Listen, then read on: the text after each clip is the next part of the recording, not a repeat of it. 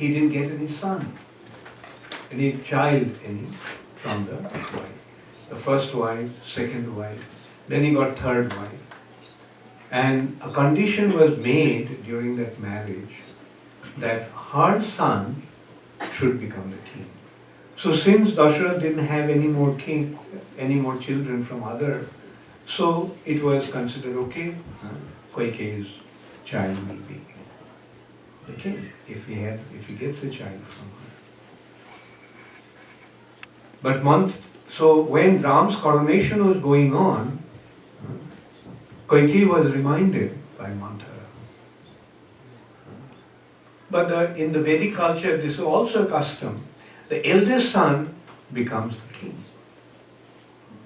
Not only the king, the inheritance actually comes to the eldest son. That's the Vedic culture. Eldest son succeeds the father's legacy. So now when Manthara came, actually Kaikeyi was excited because Kaikeyi always thought that Ramchandra was as dear to her as her own son, Bharat and Shatrugna. So she was very happy. And Manthara, this hunchback woman who was actually who came with Kaikeyi after her marriage. She was from her father's house, came to her husband's house. And Manthara gave her that idea. She chastised her. Sometimes the maidservants and servants also play the role of a superior and chastise. Like in India, I'm sure many of you have that experience, that old servant at home, you don't really treat him as a servant. The servants often are treated like a family member. And the old servants actually treat the children. Sometimes they chastise them. So Manthara came and said, "What's happening? Why are you so happy?" He said, "Don't you hear? Didn't you hear that Rama is being coronated tomorrow as the crown prince?" He said, "You stupid girl. Do you think it's an occasion to rejoice? Don't you remember don't you realize what's going to happen when Ram becomes the king? You'll become nobody. Kaushalya will have all the importance. And you'll turn into a mere maidservant of Kaushalya. And your Bharat, he'll become a servant of Ram." And Kaikeyi said, "Manthara, what are you talking about? Ram is so fond of Bharat and Bharat is so respectful to Ram. Bharat will be happy to become the servant of Ramchandra. And as far as I myself am concerned, I am happy being a servant already of my elder sister Kaushalya." But anyway, this way the conversation started and it started to become more and more serious. To cut the long story short, finally Kaikeyi's mind changed. She vitiated Kaikeyi's mind. Then Kaikeyi questioned, "But what to do? Ram is a natural successor to the throne. He's the eldest of the four brothers." He said, "Don't worry. Don't you remember that Dasharatha gave you 2 boons when he was injured while fighting with the demons on behalf of the demigods? At that time, you treated him and he was so pleased with you, he wanted to give you 2 boons. At that time, you didn't want to take the boons. You said, 'I have everything. What is there to ask for? You have given me everything.' But Dasharatha told you that, okay, if ever you need anything, then tell me." So this is how the drama is set. See how perfect script writing. And so the drama is now set. So what does Kaikeyi want? She wanted from Dasharatha that, "Do you remember those 2 boons? With the first boon, now I want that Bharat would become the king and Ram should be sent into exile for 14 years. When Dasharath heard that from Kaikeyi, Dasharath felt that she was joking. Because, he couldn't take it seriously.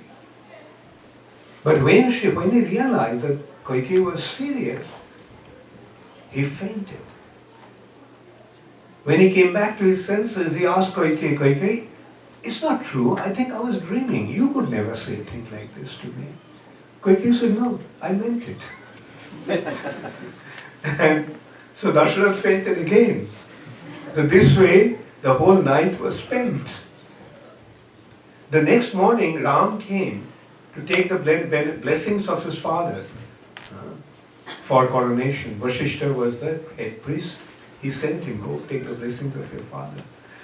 When he came to his father's palace, he found that his father was not well. So he asked Kaikeyi, what happened? Then Kaikeyi told the whole story. Then Ram said, fine. If that is what you want, it's okay. I'll go to the forest. Let Bharat become the king. So this is how Ram decided to go to the forest. When Sita Devi heard about that, Sita said, I'm going with you. Ram said, look, you never stepped out of the palace. How will you ever live in the forest? To walk there, like the place is full of thorns and pebbles and rocks. How can you walk there? And that place is so full of terrible creatures, ferocious animals, demons, rakshasas. Sita said, wherever you are, I'm going to be there. So in this way, Sita persuaded to go with her. Lakshman also decided to go with them. So in this way, Sita Devi followed her husband. And then, you all know what happened in the forest. Many a times they had many wonderful times. And many a times they had difficulties. But Sita Devi was always very happy that she was with her husband. And that is the ideal wife. Wherever the husband goes, she follows. These two entities cannot be separated. Although they're in two different bodies, the ideal relationship is husband and wife are one entity in two bodies. They're inseparable. So that is the wonderful example that Sita Devi established, the ideal Vedic woman, the ideal chaste woman.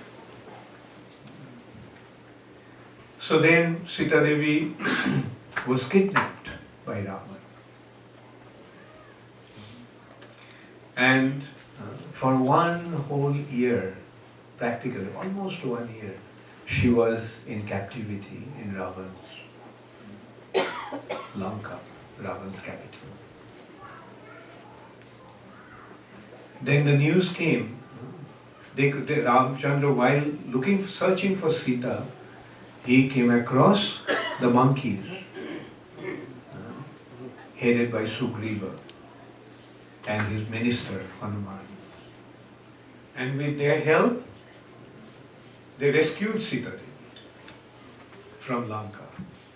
Hanuman jumped 100 yojanas, 800 miles, jumped from the southern tip of Indian subcontinent to Lanka, Sri Lanka. And he found Sita Devi there in the Ashoka forest.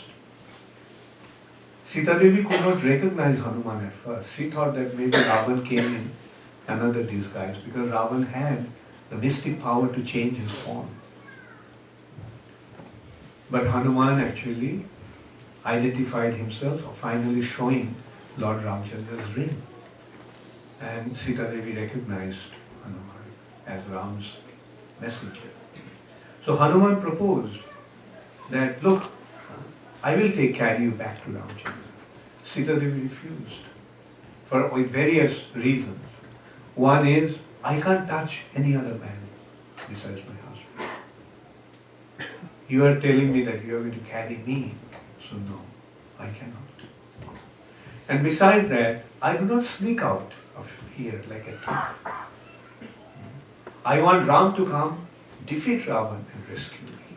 That will, otherwise, if I run away from here, what is the glory of Ram in the end? So this is how finally the Hanuman decided to go back and bring Ramchandra.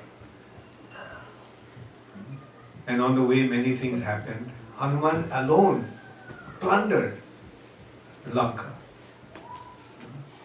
3 of Ravan's army was totally devastated, along with his son Akshay Kumar, and 7 of his minister's sons.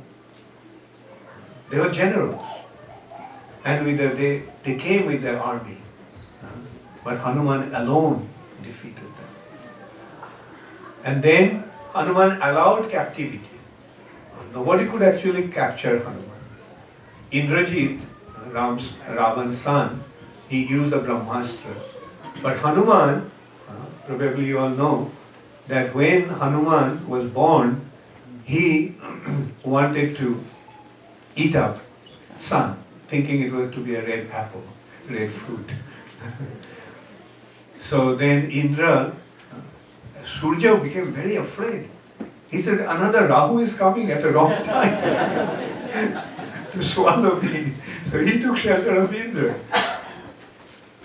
and said, please save me from this. So Indra used the thunder, Vajra, and being struck by the Vajra, Hanuman was hurt. He fell from that height and he died. And his father, Pavandev, became very upset.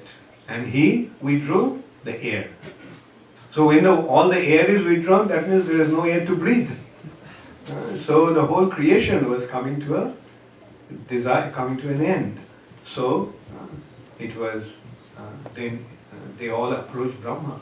So Brahma came and revived Hanuman. And at that time, different demigods gave different boons. And one of the boons was, Brahma said that Brahmastra won't be effective on Hanuman. So anyway, but Hanuman allowed this Brahmastra to tie him up. And he was feigning, he was pretending as if he has been captured. Because he did that, because first of all he wanted to see Ravan, he wanted to see Ravan's strength, and he wanted to create fear in the heart of Ravan. So what a wonderful devotee Hanuman is. So finally, it was Ravan decided to burn his tail, because the monkeys take a lot of pride in their tail. And so start burning him from the tail. And with his burning tail, Hanuman started to jump from one palace to another and set the whole Lanka into fire.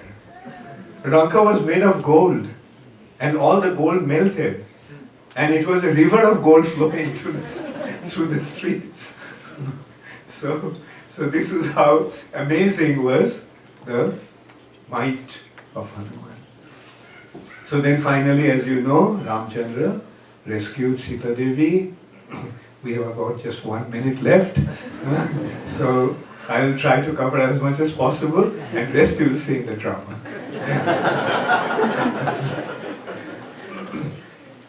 When Sita Devi was rescued, she was flying in the chariot, Pushpakra Viman, Pushpakrat, the flying chariot that Ravan used to have. So when they were flying over Kishkinda, the kingdom of the monkeys, Sita Devi requested Ramchandra to land there and carry all the wives of the monkeys also to Ayodhya. All the monkeys were there in the chariot. So we can see what a huge chariot it must have been. It could expand according to the need. So it became like a planet. carrying all the monkey. And then Ramchandra said, fine. So they landed there, carried all the wives of the monkeys, and then they arrived in Ajubana. So this is also another very wonderful womanly character. That they are very compassionate, they are very loving, they are very caring, ideal women. They are not selfish and envious. Rather, they want to see that everybody else is happy. So this is one beautiful characteristic that Sita Devi displayed. You know about the Agni Pariksha. Sita Devi's chastity or purity was tested. Actually what happened, this Agni Pariksha, when Ravan came to steal Sita Devi actually took shelter of Agni Dev. And Agni Dev took Sita Devi and in place of Sita created a Maya Sita. Ravan actually carried that Maya Sita. Ravan couldn't touch Sita Devi. Sita Devi's transcendental form cannot be touched by anyone, what to speak of a demon. And then through this Agni Pariksha, that fire thing, test, original Sita was brought back and Maya Sita went back. When Ramchandra rescued Sita, after Sita Devi was rescued, this Agni Pariksha was held. This is another aspect of this beautiful drama of Ramchandra's pastimes in Treta Yuga. Thank you all very much. All glory.